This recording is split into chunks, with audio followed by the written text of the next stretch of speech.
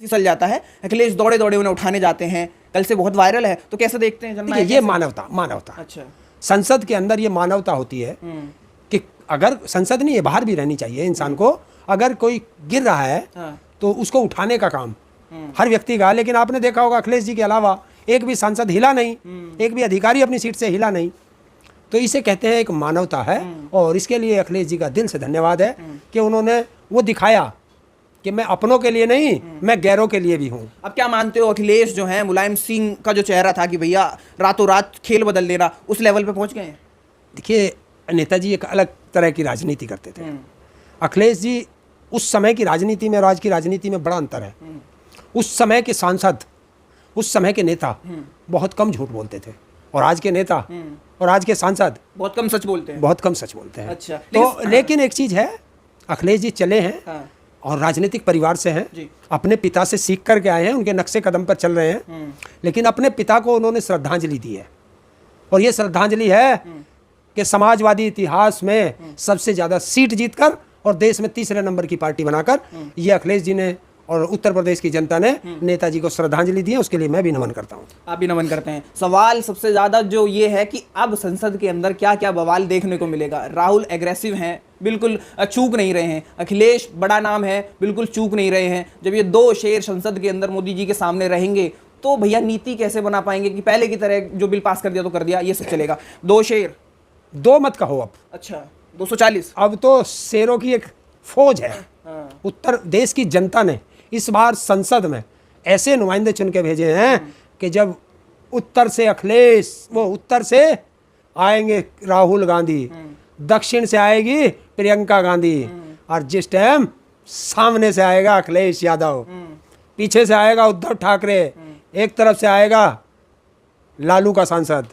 तो जब ये चारों तरफ से घेरेंगे तो जो 10 साल में भ्रष्टाचार हुआ है उसका उस पर हमला करेंगे। अच्छा। और वो हमला संसद में होगा। तो संसद में जो 10 साल में भ्रष्टाचार हुआ है वो हर रोज एक भ्रष्टाचार खुलेगा। जनता को पता चलेगा कि जिसको हम कहते थे ईमानदार, वो तो दुनिया का सबसे बड़ा बेईमान व्यक्ति है, सबसे बड़ा भ्रष्टाचारी है। और इसी पर कल एक खुलासा हुआ है कि परसों जो बारिश हुई, अयोध्या पहुंच गए आप जी? पहुंच गए। देखा, यही है, मैं बारिश की बात कर रहा था। तो सच जो है वो छुपता नहीं है। तो अयोध्या में जो बारिश हुई, जिस भगवान राम के मंदिर की इतनी बड़ी बखान किया पूरे मीडिया ने और पूरी बीजेपी ने, पहली बारिश में जहां प्रभु राम की प्राण प्रतिष्ठा की, वहां से ऊपर से वो मंदिर टपक रहा है। लीक हो गया, मतलब पेपर लीक, मंदिर लीक, सब चीज लीकेज हो रही है। अच्छा। दूसरी चीज है, मैं नहीं कह रहा, ये वहां के जो, हम भी कह रहे हैं, डेटा बताता जो वहां के महंत हैं उन्होंने किया है, बताया है। और मुख्य पुजारी आंखों में आंसू आ गए वही, और सारे मंदिर में पानी भरा हुआ है। और जो भ्रष्टाचार हुआ है वो सबके आंखों के सामने है। जिसे राम पथ कहा गया वो राम पथ नहीं रहा। कल दिखने में आ रहा था कि वहां पे इतने गहरे गहरे गड्ढे बन चुके हैं उस सड़कों में। एक बारिश नहीं झेल पाया। क्यों नहीं झेल पाया? इसके पीछे की रीजन क्या है? इसके पीछे का असली रीजन है कि वहां मंदिर बन रहा हो, चाहे आसपास जो ये विकास बता रहे हैं वो विकास नहीं है तो विनाश, तो उस विनाश को ये विकास बता रहे हैं। उन सबका ठेका केवल गुजरातियों पर है। तो ये बड़ा भ्रष्टाचार है। ये भ्रष्टाचार है। और वो गुजराती क्या करते हैं कि पूरा बड़ा ठेका ले लेते हैं और उसमें से अपना हिस्सा लेके गुजरात चले जाते हैं और सब ठेकेदार बना देते हैं। तो जब 100 रुपए में से 40 रुपए तो गुजराती ले गए, अब 60 रुपए में दूसरा ठेकेदार आया।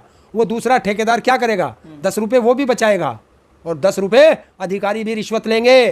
बचे 40 रुपए में क्या विकास होगा ये वहां पता चल रहा है। जहां जहां भी मोदी का विकास है वो दिखाई दे रहा है। चाहे आप गुजरात देख लो, चाहे न उसकी क्या नाम है, बिहार में नीतीश कुमार के साथ डबल इंजन की सरकार है, वहाँ हर तीसरे दिन एक पुल गिर रहा है।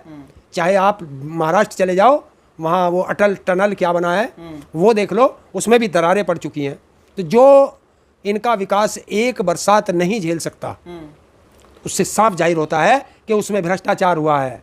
और ईमानदारी की सड़क देखनी है आपको, उत्तर प्रदेश चले